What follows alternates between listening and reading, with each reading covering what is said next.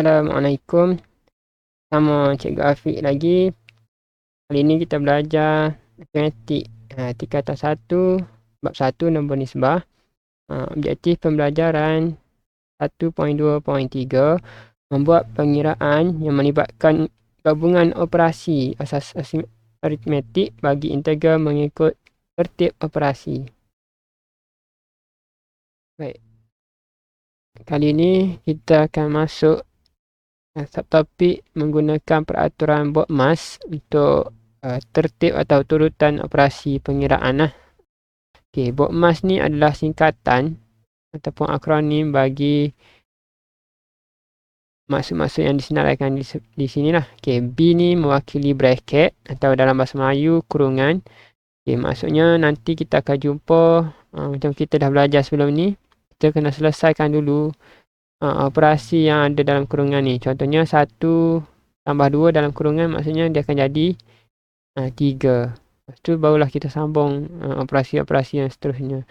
Okey, urutan yang kedua iaitu order ataupun peringkat.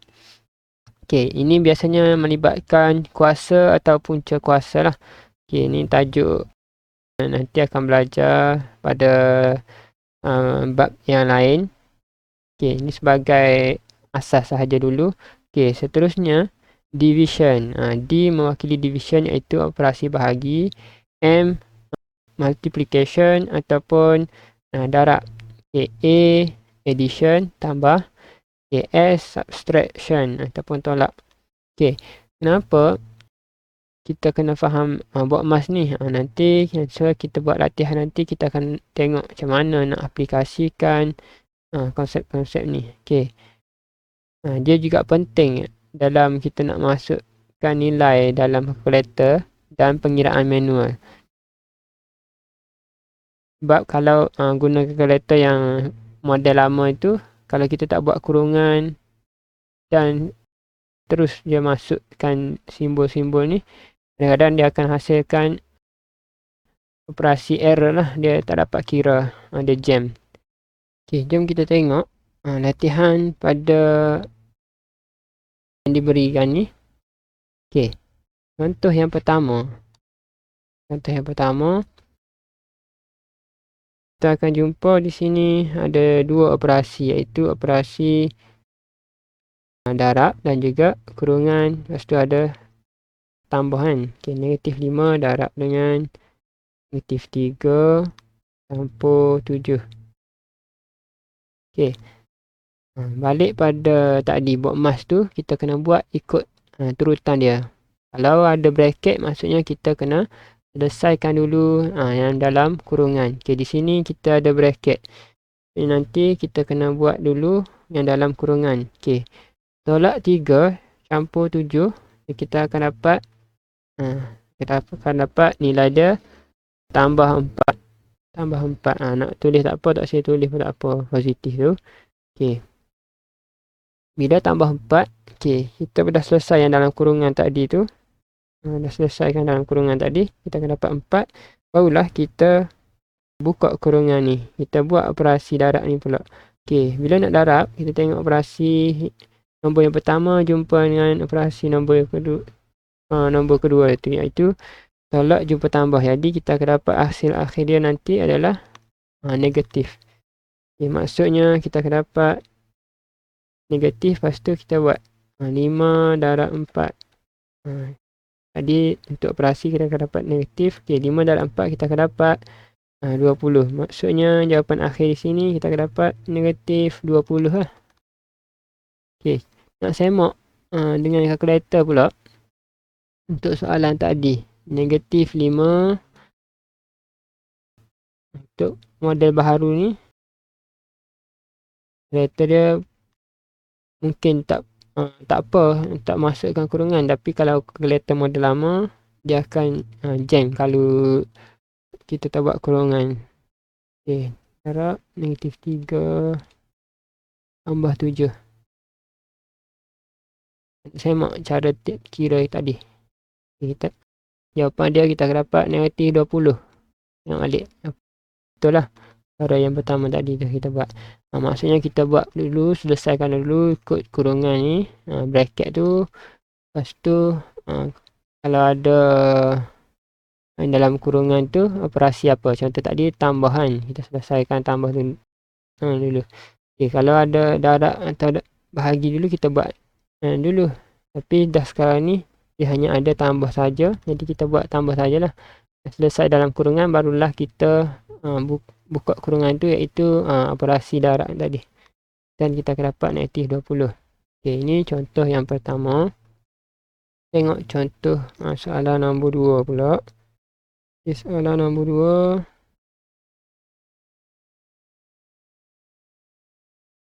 2. Tujuh tambah 3 kurungan tolak 2. Dekat sini kita akan jumpa. Mungkin di sekolah rendah tak jumpa benda ni kan. Sekolah rendah dulu tak ada kurungan-kurungan ni. Masuk sekolah menengah ni kita jumpa nombor macam ni. 3 tu di kurungan tu ada nombor dalam tu. Maksudnya apa ni? Maksudnya 3 akan darab dengan negatif 2 lah. Situ maksud dia. Jadi ikut aturan BODMAS tadi tu, bila operasi tambah dan darab, maksudnya kita kena buat yang atas ni dulu. Maksudnya yang atas ni adalah darab dulu, multiplication dulu. Jadi kita akan dapat 7. Kita tak perlu buat lagi, 7 tak perlu tambah dengan 3 lagi. Kita selesaikan 3 darab negatif 2. Negatif jumpa positif, dia akan jadi hasil dia negatif. 3 darab 2, maksudnya kita akan dapat 6. Sampailah situ, selesai yang darab tu. Jadi kita jumpa 7 tambah dengan tolak 6. Jadi kita akan tengok tambah jumpa tolak, simbol lain akan jadi tolak. 7 tolak 6, maksudnya kita akan dapat jawapan dia 1. Ini jawapan akhir dia. Nak semak jawapan tadi guna kalkulator. Jom kita masukkan dalam kalkulator. 7 tambah 3 kurungan negatif 2. Kita akan dapat 1. Maksudnya betul lah cara kira tadi tu. Alright. Jom kita tengok pula soalan nombor 3.